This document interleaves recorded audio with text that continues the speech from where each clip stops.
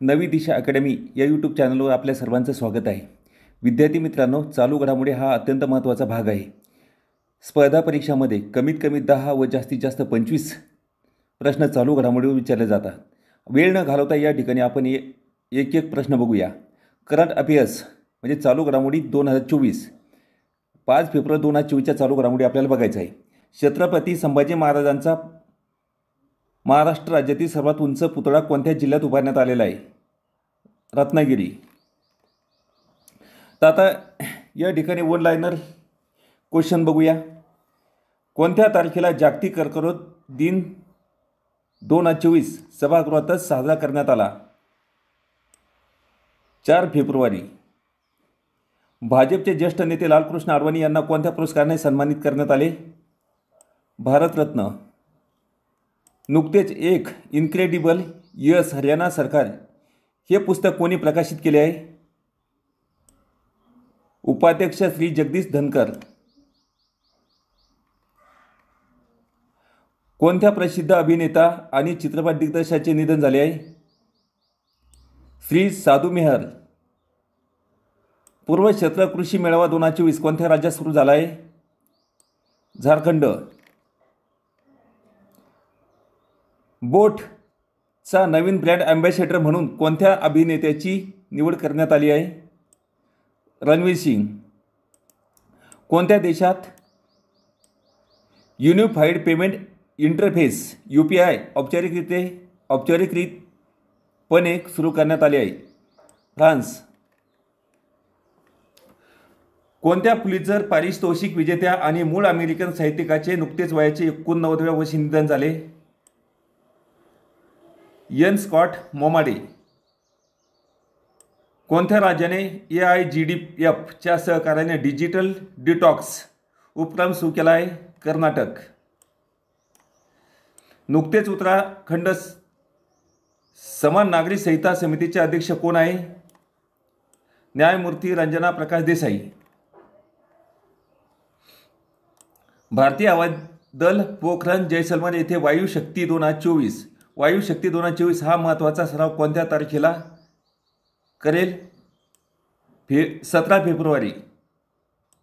European युनियनचे $54 अब्जचे अतिरिक्त मदत पॅकेज कोणाला देण्याचे मान्य केले आहे? युक्रेन. झारखंड मुक्ती मोर्चाच्या कोणत्या वरिष्ठ नेत्याने झारखंडचे नवे मुख्यमंत्री म्हणून शपथ घेतली? चंपाई सोरेन. कोणत्या दक्षिण भारतीय अभिनेत्याने आपला नवीन राजकीय पक्ष म्हणजे तामिळ जग्गा वेत्री कळगम सुरू केला आहे? तलपती विजय. भारताला 31 सशस्त्र ड्रोन आणि क्षेपणास्त्रे अंदाजे $4 अब्ज विक्री करण्यास कोणी मान्यता दिली आहे? अमेरिका. पंतप्रधान नरेंद्र मोदी यांनी इंडिया मोबिलिटी ग्लोबल एक्सपो 2024चे उद्घाटन कोठे केले? याचे उत्तर नवी दिल्ली. अलीकडे रशिया आणि कोणत्या देशांच्या कैद्यांची अदलाबदल केली आहे? युक्रेन. ओडिशात पंतप्रधान नरेंद्र मोदी कोणाची पायाभरणी करणार आहे? तालाबीरा औष्णिक ऊर्जा प्रकल्प.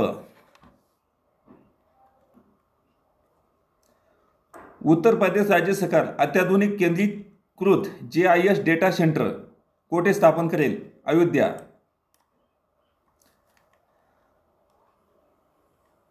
आता ऑब्जेक्टिव्ह प्रश्न बघा. केंद्र सरकारने कोणाची आरोग्य सचिवपदी नियुक्ती केली आहे? अपूर्वा चंदा. केंद्र सरकारच्या माहिती व प्रशासन मंत्रालयाच्या सचिवपदी कोणाची नियुक्ती करण्यात आली आहे? संजय जाजू.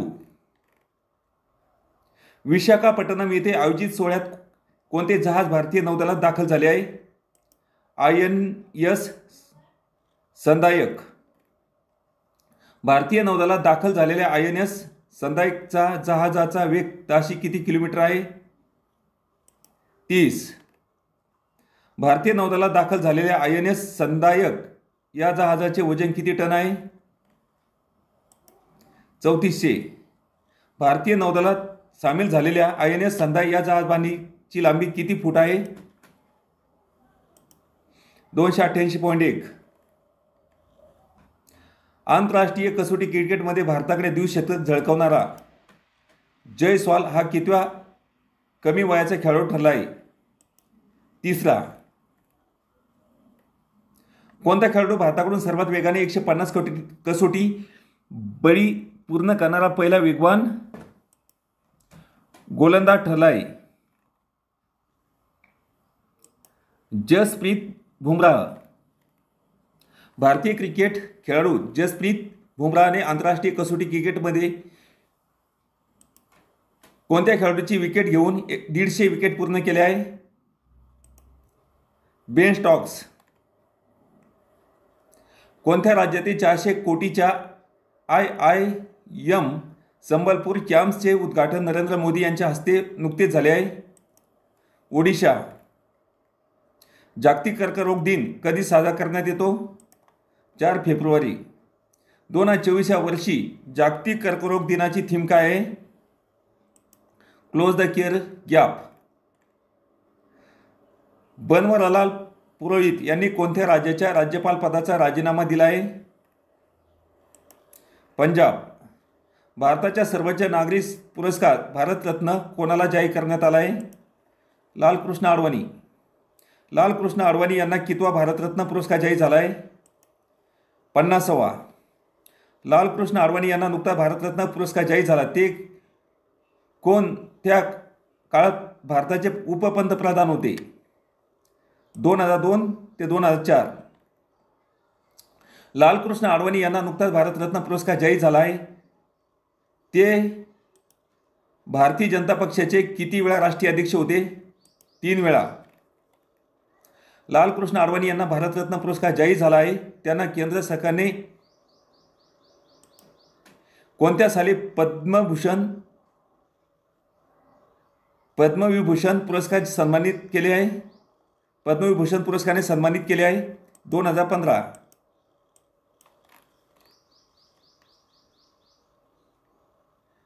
लालकृष्ण अडवाणी यांना भारतरत्न पुरस्कार जाहीर झाला आहे ते अटल बिहारी वाजपेयी यांच्या सरकारमध्ये कोणत्या खात्याचे मंत्री होते? गृह. देशभरात ब्रॉडबँड इंटरनेट स्पीडमध्ये कोणती कंपनी पहिल्या स्थानावर आहे? एअरटेल. खालीलपैकी कोणत्या देशात जंगलांना आग लागल्यामुळे त्या देशाच्या राष्ट्राध्यक्षाने आणीबाणी जाहीर केली आहे? चिली. हज गेनगोब यांचे नुकते निधन झाले ते कोणत्या देशाचे राष्ट्राध्यक्ष होते? नाम्बिया.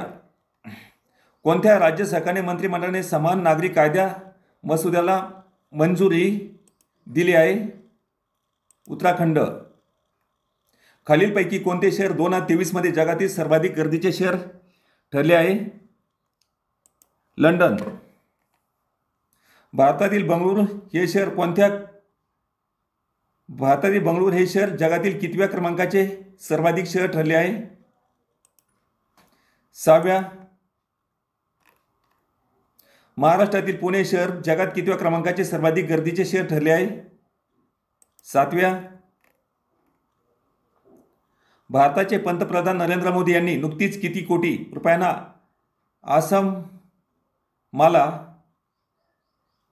आसम माला या रस्त्याच्या दुसऱ्या आवृत्तीचे लोकार्पण केले आहे?